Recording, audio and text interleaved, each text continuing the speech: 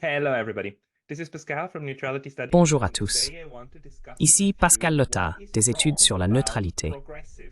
Aujourd'hui, je veux discuter de ce qui ne va pas avec les appels progressistes à l'interventionnisme. Il y avait un article dans Foreign Affairs l'autre jour qui mérite vraiment d'être discuté. Pour cela, j'ai demandé à mon collègue et ami Christopher Mott de nous rejoindre. Chris Mott est un chercheur à l'Institut pour la paix et la diplomatie. Il est titulaire d'un doctorat en relations internationales de l'Université de St. Andrews. Il est également l'auteur du livre The Formless Empire, A Short History of Diplomacy and Warfare in Central Asia.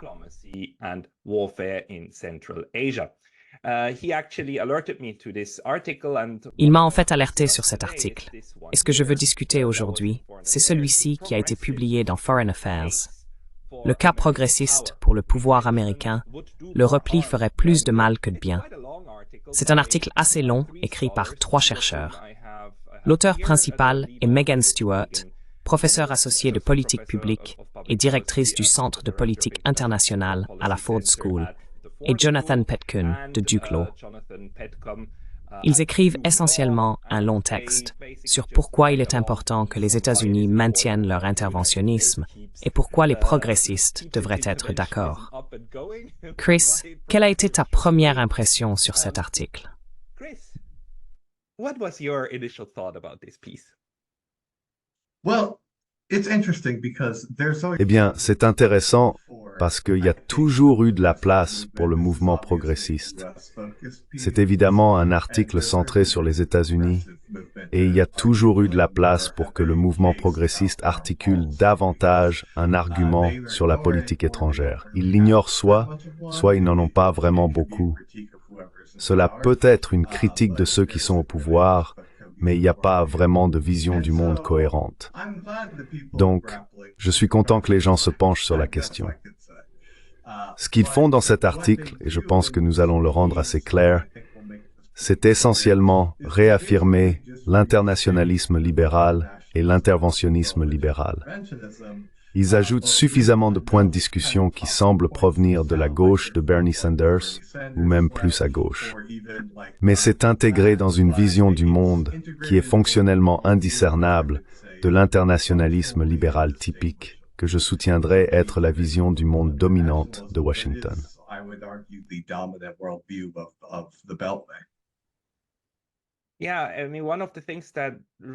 Oui, je veux dire, l'une des choses qui m'a vraiment frappé, si nous regardons à nouveau l'article, malheureusement, je ne peux pas lire l'ensemble, donc j'ai dû obtenir la version moins agréable de ma bibliothèque. Mais vous savez, il continue d'insister sur le fait que, voici la conclusion. Les progressistes doivent se familiariser avec le pouvoir américain. La retenue risque de donner libre cours à des forces décidément régressives dans le monde, telles que l'influence autoritaire de la Chine à travers le Sud global, le parrainage du terrorisme par l'Iran au Moyen-Orient et la guerre d'agression de la Russie contre l'Ukraine. Cela me semble très standard, comme s'il y avait des forces maléfiques dans le monde. Et les États-Unis, malgré tous leurs défauts, et ils admettent quelques-uns de ces défauts, sont une force pour le bien.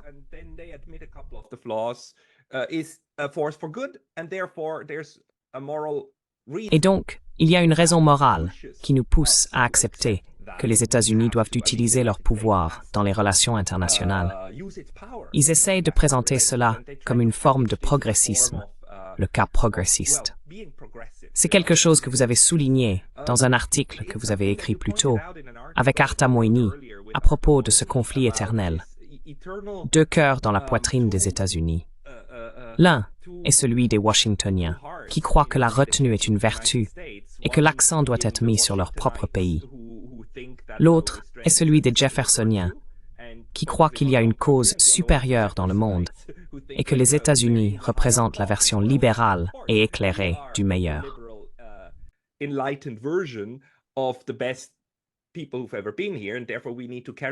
Les personnes qui ont déjà été ici croient que nous devons étendre cela à tout le monde. Nous devons libérer les autres des forces régressives. Ce n'est que la dernière version de cela, n'est-ce pas? Oui. Je veux dire, la première fois que je suis venu à votre émission, c'était pour parler de mon livre blanc, Woke Imperium. Cet article est un peu comme le woke imperium, avec des gens qui disent carrément ce que je critiquais chez eux. Mais maintenant, c'est de leur propre perspective. Il y a toujours cette impulsion messianique chez certaines personnes qui soutiennent les interventions en politique étrangère.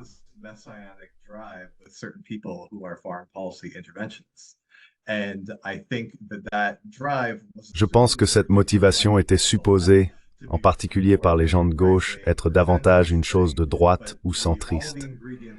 Mais tous les ingrédients sont là depuis plus d'une décennie maintenant, ainsi que dans d'autres périodes de l'histoire où les progressistes étaient assez expansionnistes.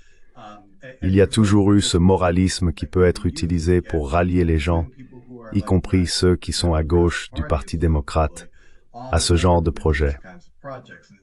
C'est toujours vendu comme un moyen d'aider l'humanité à évoluer. Nous avançons toujours, élevant la race. C'est un internationalisme, si vous voulez, un internationalisme progressiste.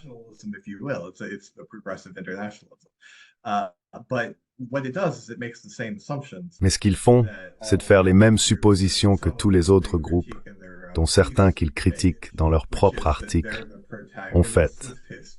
Ils croient qu'ils sont les protagonistes de l'histoire et qu'ils ont accès à une sorte de fiche de triche spéciale ancrée dans leur idéologie.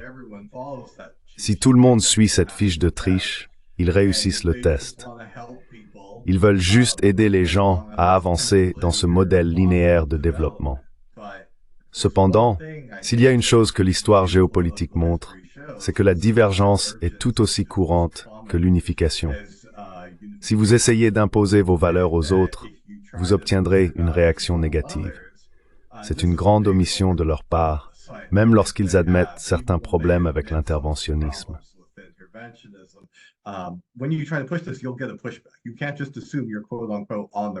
Vous ne pouvez pas simplement supposer que vous êtes du bon côté de l'histoire. Mon premier article pour Agon portait sur le démantèlement du concept selon lequel il y aurait un bon côté de l'histoire. C'est un monde polycentrique, avec de nombreuses tribus différentes qui ne sont pas d'accord sur diverses questions. L'idée que vous pouvez aider tout le monde à suivre un chemin unique vers votre vision de la gouvernance présuppose l'existence d'un souverain mondial. C'est quelque chose qui existe en politique intérieure, du moins dans les sociétés stables, où un gouvernement gouverne le pays.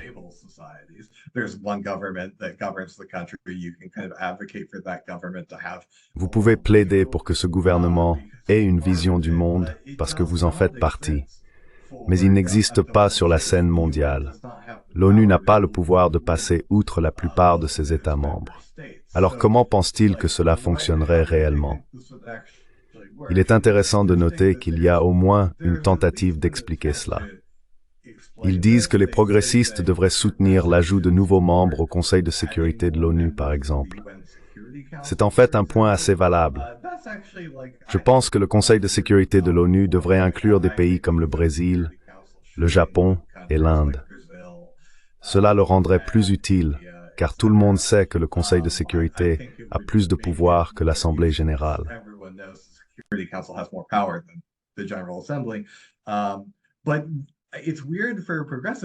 Mais c'est étrange que les progressistes défendent cette position, car ils plaident en réalité pour que de nombreuses personnes en dehors de l'Atlantique Nord rejoignent, pas seulement la Russie et la Chine.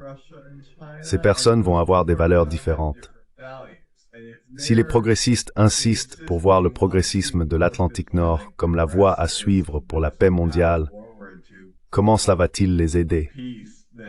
Cela pourrait aider certaines choses que je veux, mais comment cela les aidera-t-il si le Conseil de sécurité inclut alors des pays comme l'Inde, qui pourraient avoir des opinions très différentes sur certains de ces sujets?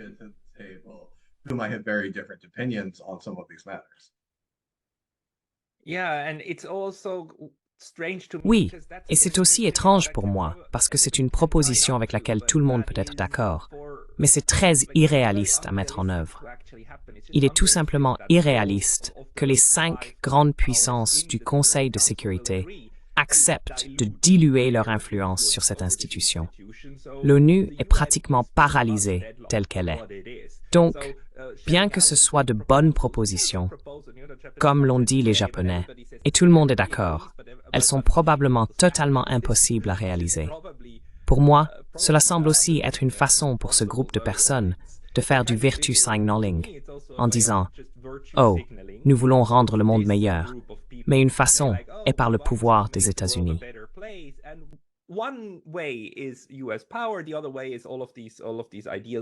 L'autre voie passe par tous ces idéaux que nous avons, mais nous devons utiliser la force pour contenir le mal. Et bien sûr, cette représentation de l'autre comme mal est fascinante. Il est absolument clair pour ces gens que la Russie, l'Iran et la Chine sont mauvais, n'est-ce pas? Ils sont horribles, et quelqu'un doit les arrêter. Et qui d'autre que l'oncle Sam, l'OTAN et les gentils?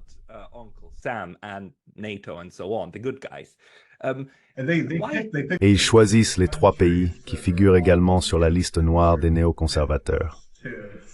Donc c'est un peu comme si vous ne faisiez pas vraiment la différence avec beaucoup de ceux que vous critiquez si vous faites cela. Non, cela ressemble au néoconservatisme, avec une approche différente, avec un état d'esprit progressiste. Mais le résultat est exactement le même. En d'autres termes, ils veulent le parti allemand aux États-Unis, vert allemand aux États-Unis.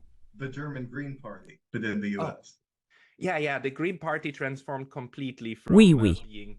Le Parti vert s'est complètement transformé, passant d'une position pro-paix à être fondamentalement très heureux d'envoyer des armes de toutes sortes en Ukraine et de soutenir l'intervention. Il y a un beau livre allemand intitulé « Plus jamais la guerre » et ensuite, entre parenthèses, « Sans nous » à propos du Parti vert. Je pense que cela résume bien la situation.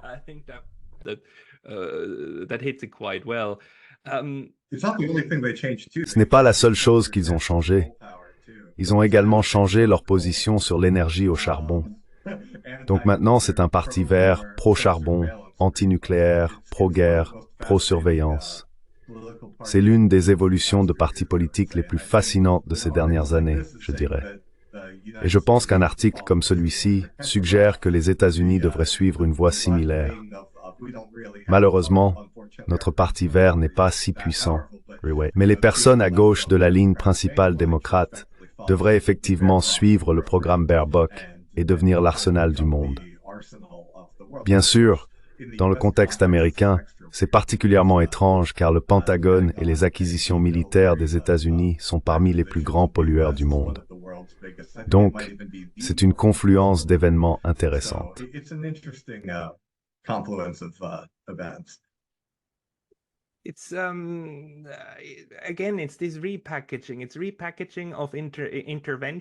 Encore une fois, c'est ce reconditionnement de l'interventionnisme à l'étranger sous des valeurs et des idéaux avec lesquels les libéraux normaux peuvent réellement être d'accord. L'article à la toute fin fait également cet argument. En réduisant son soutien modeste au SDF, relativement progressiste, en Syrie, les États-Unis permettraient à l'Iran, à la Russie et à l'ISIS d'étendre leur influence en Syrie et de contrecarrer l'un des nouveaux mouvements d'indépendance démocratique de la région. Cette idée suggère que si vous n'intervenez pas, ou si vous réduisez l'intervention, tout va empirer.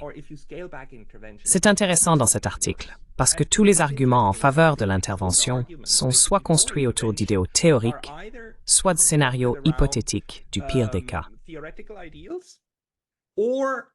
Hypothetical worst case scenarios. Even when they look at Afghanistan, you know, they say like, okay. Même lorsqu'ils regardent l'Afghanistan, ils disent « D'accord, nous sommes intervenus pendant 20 ans, et pour nous, c'est la preuve que l'intervention n'atteint pas ses objectifs, n'est-ce pas? Cela aggrave souvent les choses. » Mais ils tirent la leçon opposée. Ils disent « D'accord, après 20 ans, nous nous sommes retirés. » Et immédiatement, tout est devenu bien pire. Les talibans ont pris le pouvoir, et maintenant, les femmes et les filles souffrent. C'est intéressant qu'avec l'Afghanistan, à la fin, il s'agit toujours des femmes et des filles.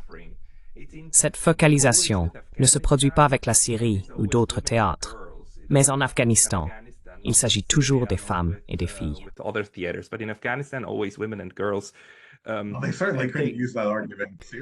Ils pourraient certainement utiliser cet argument en Syrie. Cependant, je conteste cet exemple particulier plus que tous les autres. La plupart des personnes que nous avons soutenues dans la guerre civile syrienne, c'est-à-dire les pays de l'OTAN, n'étaient pas les FDS. Bien qu'il soit vrai que nous avons soutenu et soutenons les FDS, nous avons également soutenu de nombreux groupes qui étaient alliés ou dont les membres ont fait défection vers Al-Nusra.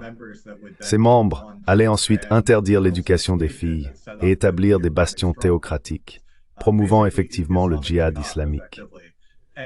Un problème que j'ai toujours eu avec la façon dont la gauche anglo-saxonne conceptualise la politique étrangère au Moyen-Orient est leur hyper-focus sur les Kurdes.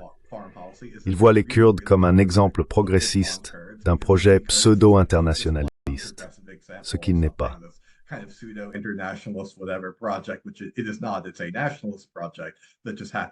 C'est un projet nationaliste qui traverse simplement les frontières de plusieurs pays.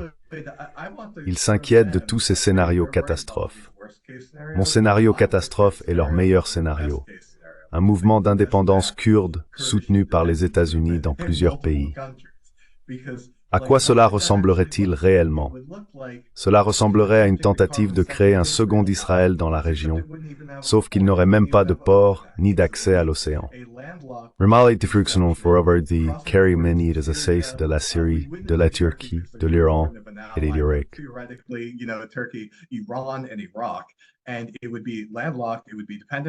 Et ce serait enclavé. Il serait dépendant des États-Unis. Tout le monde le détesterait.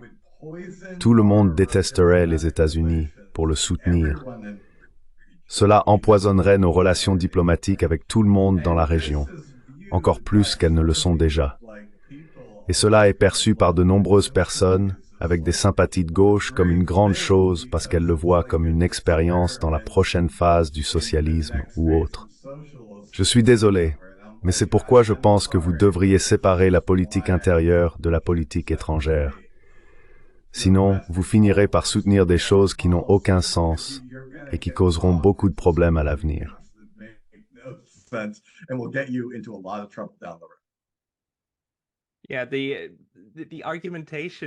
Oui, l'argumentation est vraiment fascinante. Puis-je juste souligner quelque chose ici? En dehors de la guerre, les réductions peuvent également saper les objectifs progressistes. Considérez le rôle important que Washington a joué pour empêcher un coup d'État au Brésil de 2021 à 2022. L'article continue en expliquant comment les États-Unis ont soutenu un Brésil démocratique et comment les États-Unis sont essentiels pour prévenir les coups d'État dans les pays démocratiques. Quand j'ai lu cela, j'ai pensé, d'accord, ces gens n'ont jamais lu sur tous les coups d'État sponsorisés par les États-Unis depuis 1945.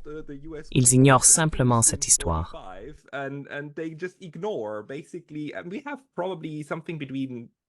Nous avons probablement entre 50 et 80 exemples de l'autre côté que nous pourrions citer, où les États-Unis ont soutenu des coups d'État, et ils en ont choisi un.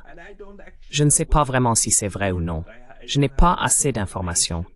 Mais que pensez-vous de cette présentation des États-Unis comme une force pour le bien, pour la démocratie, alors que de toute évidence, les États-Unis interviennent généralement du côté qui leur apporte le plus d'avantages, que ce soit des régimes autocratiques en Arabie Saoudite et au Pakistan, ou quelques démocraties en Europe. Je veux dire, les États-Unis ne semblent pas se soucier beaucoup de la nature du régime.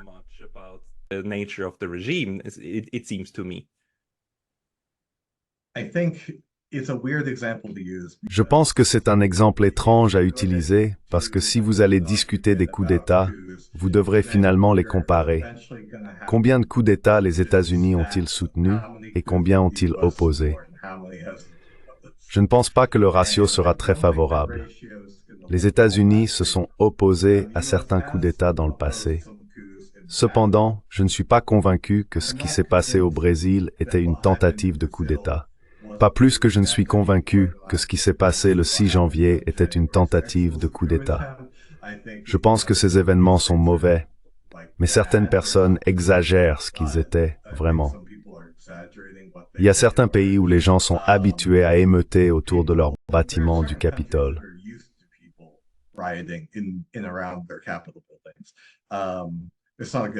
Ce n'est pas une bonne chose, mais dire qu'ils étaient à un pas de prendre le pouvoir au gouvernement, je ne pense pas. Il me semblait que les élections au Brésil ont fonctionné comme prévu. Un leader impopulaire et, à mon avis, incompétent, a été démis de ses fonctions après un mandat infructueux. Il y a eu une émeute, mais il me semblait que le Brésil fonctionnait.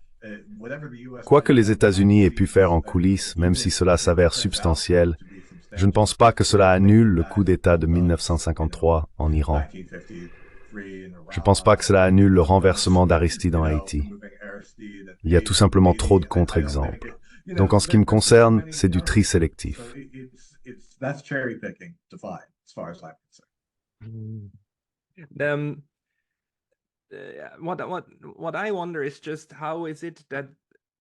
Ce que je me demande, c'est comment ces gens peuvent y croire. Je pense qu'ils écrivent par conviction, puis c'est publié dans Foreign Affairs.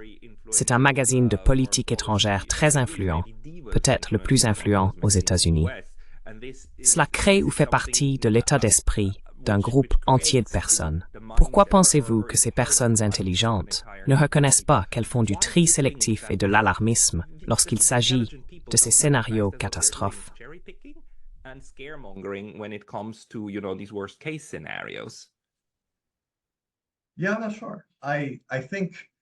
Ouais, je ne suis pas sûr. Je pense qu'une partie de la véritable croyance est de savoir que vous devez compromettre l'argument. Je ne serais pas surpris s'ils sont bien conscients des contre-exemples que nous avons tous les deux mentionnés, mais ils ont vraiment peur des conséquences d'un plus grand repli. Ils disent, regardez, si vous êtes progressiste, vous pouvez contrer bon nombre des impacts négatifs de ces types de politiques et sélectionner plus efficacement les versions positives de ces politiques à l'avenir. Pour moi, c'est drôle parce que, dans cet article, les auteurs font un point valide que vous ne pouvez pas parler de la politique étrangère des États-Unis dans un vide. D'autres acteurs agissent et réagissent toujours aussi.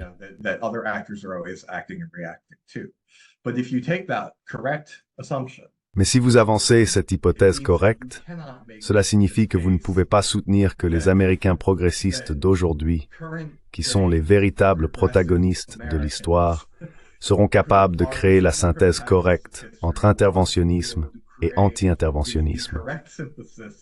Ils reconnaissent que le système sous les mains du passé n'a pas aussi bien fonctionné qu'il aurait pu.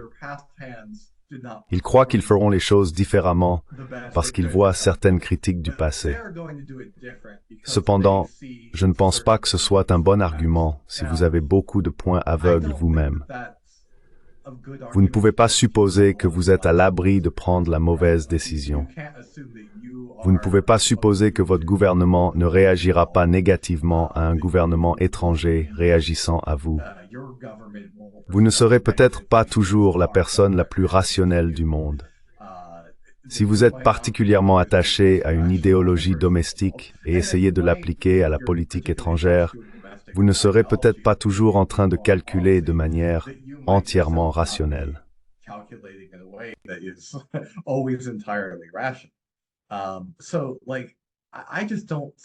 Donc je pense simplement qu'il devrait y avoir une distinction entre la manière dont les gens conceptualisent la politique intérieure et la politique étrangère. La politique intérieure a une souveraineté à laquelle se référer, mais la politique étrangère n'en a pas. Si vous allez proposer des valeurs progressistes comme solution aux problèmes hérités de la politique étrangère des États-Unis, vous devez admettre que vous essayez de lier encore plus la politique étrangère à la politique intérieure. Cela signifie que lors du prochain cycle électoral, votre camp pourrait perdre.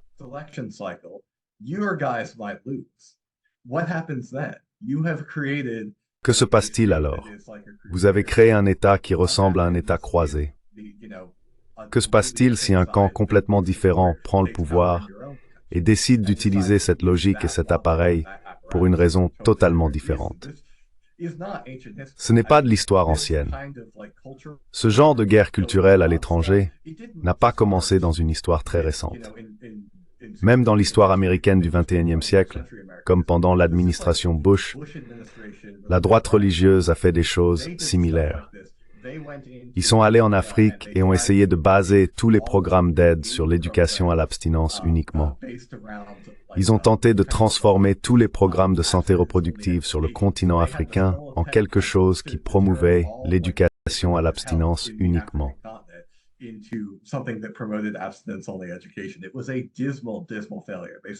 Ce fut un échec lamentable. Ils ont dépensé des millions de dollars pour cela. Et bien sûr, cela n'a pas du tout fonctionné. C'est un exemple. Mais il y a aussi la ferveur de la droite religieuse pour l'État d'Israël. Cela est très lié à leur conception de la religion et à la manière dont les vues religieuses influencent la politique. Maintenant, je ne vois pas comment les progressistes peuvent regarder cette histoire récente et dire que s'ils le font de manière progressive, ce sera mieux. C'est comme admettre que vous ne voulez plus faire d'analyse coût-avantage rationnelle. Vous voulez simplement extrapoler vos priorités domestiques à l'étranger. Et je pense que c'est incroyablement dangereux.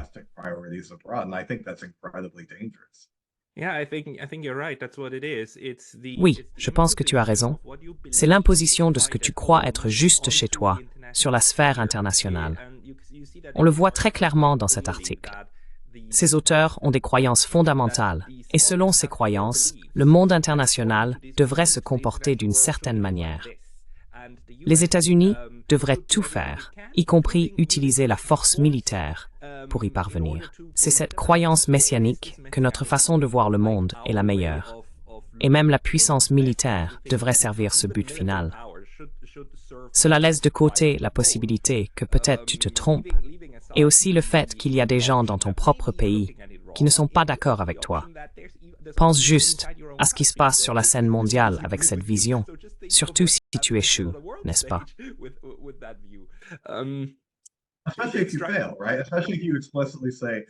Surtout si vous dites explicitement que vous allez dans le pays X pour soutenir un groupe minoritaire ou une politique progressiste et que cela tourne horriblement mal. Cela pourrait inspirer quelqu'un de complètement opposé à vous à profiter du désordre que vous avez créé lors du prochain cycle électoral. Donc, oui, je ne vois tout simplement pas comment cela pourrait bien se terminer.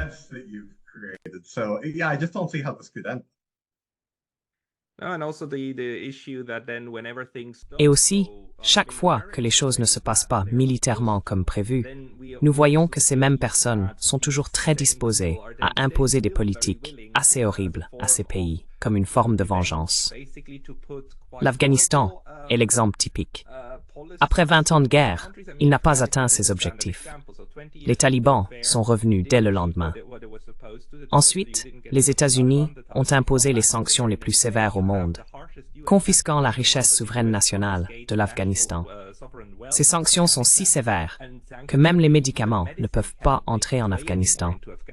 Et les gens meurent de maladies horribles. C'est quelque chose qui n'est pas abordé dans l'article. Donc il est injuste de dire cela.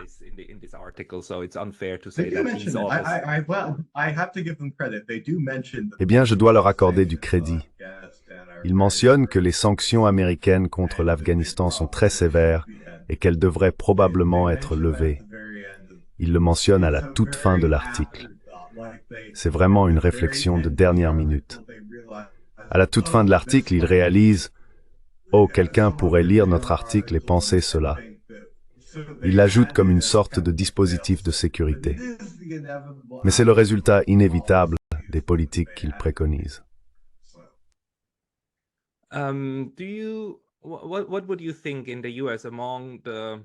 Que pensez-vous de la répartition entre les libéraux et les progressistes aux États-Unis? Combien d'entre eux appartiennent à l'aile progressiste et combien sont du côté de personnes comme Jeffrey Sachs? Ce sont ceux qui soutiennent que nous ne devrions pas essayer d'imposer nos valeurs libérales occidentales à tout le monde, même s'il y a des pays avec des bilans horribles en matière de droits de l'homme et de mauvais traitement des personnes homosexuelles. Ce n'est tout simplement pas notre rôle d'imposer cela. Quelle est la répartition, diriez-vous?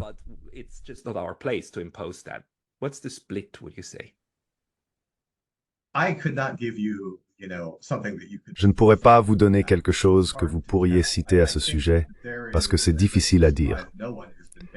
Je pense qu'il y a et cela ne surprendra personne qui a suivi le discours au cours des 10 dernières années, une énorme culture d'autocensure et de silence autour d'une grande partie de la gauche américaine récemment. Ils sont tellement en ligne et tellement effrayés par l'annulation que vous n'entendez pas toujours ce qu'ils pensent vraiment. Mais je peux vous dire, en tant que personne plus connectée à la gauche qu'au centre ou à la droite, je ne suis pas sûr de pouvoir dire que je suis entièrement à gauche maintenant. Les choses sont devenues très étranges récemment, mais étant plus proche d'eux que quiconque, je dirais que plus de la moitié d'entre eux sont probablement profondément sceptiques quant à cette position interventionniste.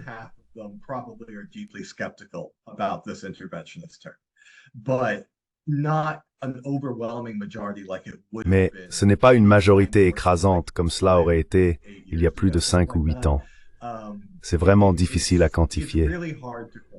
Cependant, je soupçonne que plus de gens seraient sceptiques à ce sujet que de le soutenir. Le contrepoint à cela est que plus une personne est proche du pouvoir, des médias ou de l'influence sur la politique, sous une administration démocratique, plus elle est susceptible d'être d'accord avec nous. Donc en termes de chiffres, les gens sont probablement très sceptiques, et à juste titre. Mais pour les experts en politique, cela penche probablement plus dans l'autre sens, où ils pensent « Oh oui, nous pourrions faire un cas d'interventionnisme progressiste ». Vous pouvez voir cela dans la carrière de mon propre sénateur, John Fetterman, qui s'est présenté comme un progressiste très fort.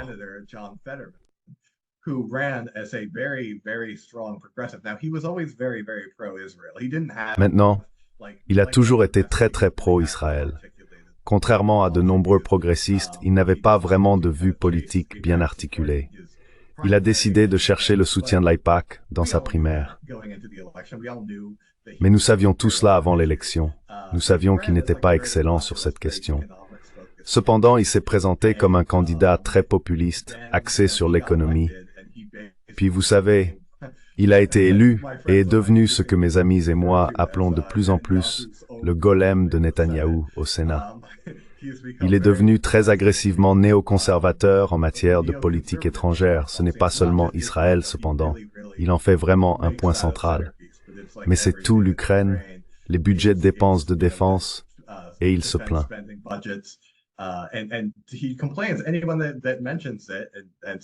Quiconque le mentionne et dit « c'est pour cela que j'ai voté », devient très agressif et crie à toute critique à ce sujet. Nous avons déjà vu cela se produire auparavant. Il y a quelques années, Kyrsten Sinema de l'Arizona, une ancienne militante anti-guerre et membre du Parti vert, est entrée au Sénat et est devenue une centriste néolibérale, similaire à Joe Manchin. Tous deux sont également connus pour leur terrible sens de la mode. Alors, je dois vraiment demander, que se passe-t-il avec les Gen Xer au Sénat? Je n'en ai aucune idée. Il y a une forte tentation de se présenter comme progressiste, puis de gouverner comme néolibéral. Je soupçonne que cela se produirait en politique étrangère, tout comme cela se produit en politique intérieure.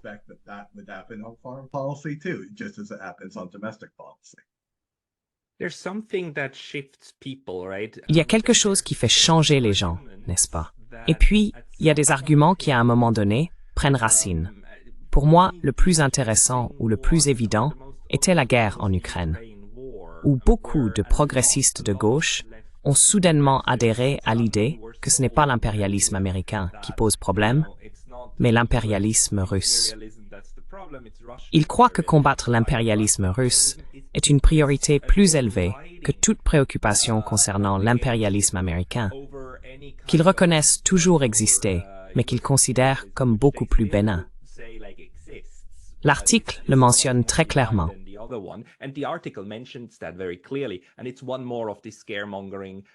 Et c'est une autre tactique alarmiste de dire que si nous retirions notre soutien à l'Ukraine, il y aurait des massacres et les Ukrainiens mourraient en masse. Et la Russie deviendrait le régime le plus brutal envers les Ukrainiens jamais vu. Il n'y a aucune indication de cela.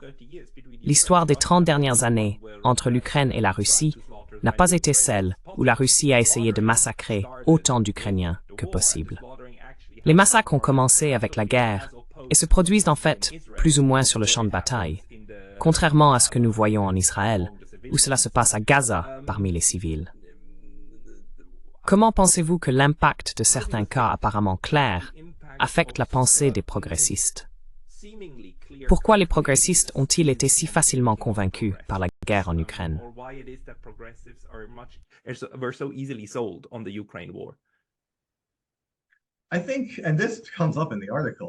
Je pense, et cela ressort de manière significative dans l'article, qu'il est très facile de le vendre comme une guerre anti-impérialiste, avec la Russie comme agresseur impérial.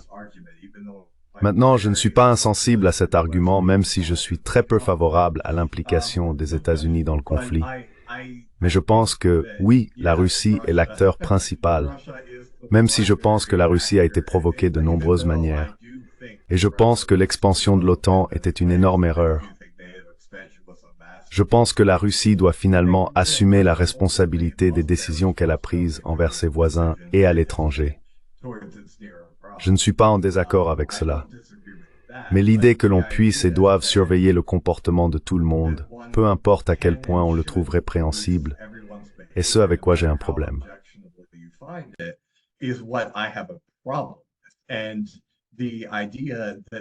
L'idée que ce n'est pas beaucoup de conneries contestées est importante. Vous ne pouvez pas simplement mettre une étiquette impériale ou anti-impériale sur cette situation lorsque vous avez des régions comme l'Ukraine et le Donbass qui, pour la plupart, préféreraient être avec la Russie. C'est plus compliqué que cela. Même si je suis d'accord pour dire que je suis un fan de la politique étrangère russe ici, c'est trop compliqué pour faire une comparaison aussi absolue. Les personnes qui ne comprennent pas vraiment ces choses ne regardent souvent pas les régions et les dynamiques régionales. Elles ne considèrent pas tous les acteurs dans ces pays. Et qui peut les en blâmer? Si vous n'y vivez pas ou ne les étudiez pas, c'est compréhensible. Mais il est devenu très facile de convaincre les gens en disant « Oh, vous voulez être un anti-impérialiste cohérent? Eh bien, c'est une guerre pour vous. » N'est-il pas étrange que certaines personnes pensent que tout aux États-Unis est mauvais et que, par conséquent, les rivaux des États-Unis sont toujours bons?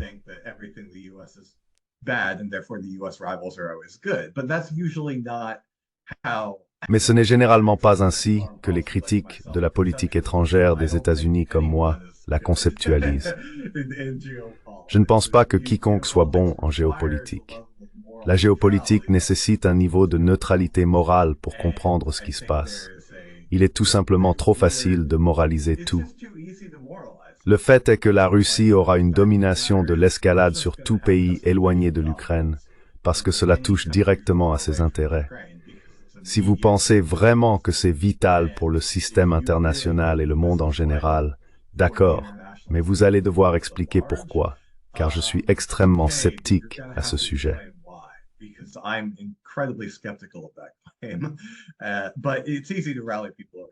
Mais c'est facile de rallier les gens. Vous voyez des gens dire « Oh oui, ce que la Russie fait en Ukraine est la même chose que ce que le pays X fait dans un autre pays. » Et c'est comme d'accord, mais personne n'a les ressources et le pouvoir pour faire une politique étrangère basée sur l'idéalisme platonique, n'est-ce pas? Personne ne peut dire « C'est un principe auquel nous nous opposons et nous nous y opposerons partout dans le monde. »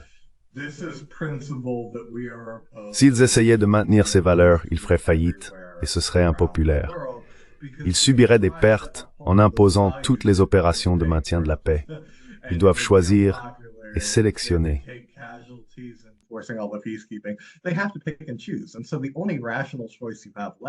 Et donc, le seul choix rationnel qui vous reste est de déterminer ce qui vaut la peine pour le citoyen moyen d'être potentiellement impliqué. Dans la plupart des cas, je dirais que la réponse est de ne pas être impliqué. Ces auteurs ne seraient probablement pas d'accord avec moi, mais c'est comme ça. Vous ne pouvez pas tout organiser autour d'un principe fondamental. À mon avis, ce principe devrait être la souveraineté, parce que c'est ainsi que vous parlez aux gens, sans qu'ils craignent constamment que vous essayiez de les renverser. Reconnaître ce principe signifie reconnaître que différents gouvernements et systèmes sociaux existeront et doivent être accommodés, ce qui n'est pas quelque chose qui, je pense, intéresse beaucoup ces auteurs.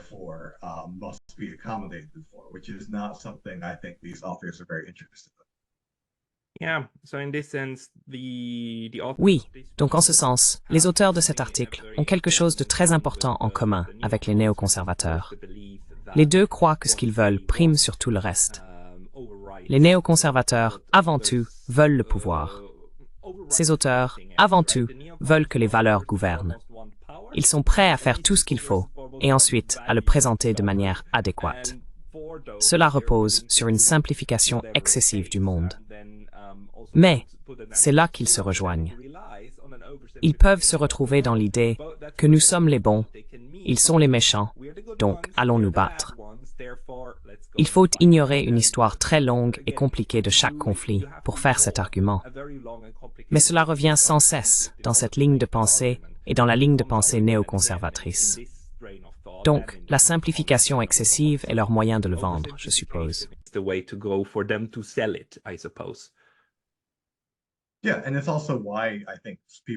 Oui, et c'est aussi pourquoi je pense que les gens sont attirés par ce genre de choses, même s'ils ne font pas partie de l'élite du pouvoir.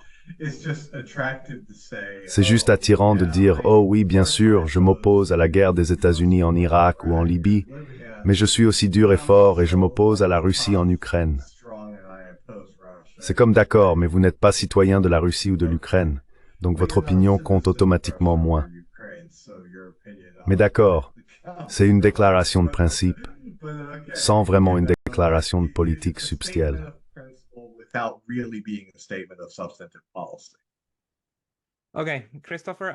D'accord, Christopher. Je vois que le soleil se couche là où vous êtes en ce moment. Il fait de plus en plus sombre, et je suppose que c'est un signal pour nous. Merci beaucoup de m'avoir aidé à analyser ce passage. C'est toujours un plaisir d'entendre vos réflexions. Oui, bien sûr, avec plaisir.